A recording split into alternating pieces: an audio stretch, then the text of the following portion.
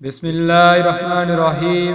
قال رسول اللہ صلی اللہ علیہ وسلم، رسول صلی اللہ علیہ وسلم لوگوں کو کسی کام کا حکم دیتے تو وہ ایسا ہی کام ہوتا جس کے کرنے کی لوگوں میں طاقت ہوتی۔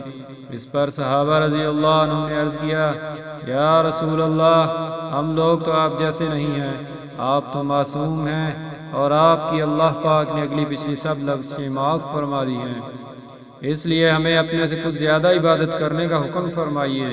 یہ سن کر آپ صلی اللہ علیہ وسلم ناراض ہوئے، حتیٰ کہ خفگی آپ صلی اللہ علیہ وسلم کے چہرہ مبارک سے ظاہر ہونے لگی۔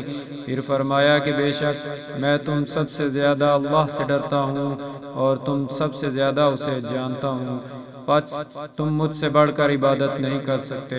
بخاری شریف حدیث نمبر 20۔ یا رسول سلام علیکہ۔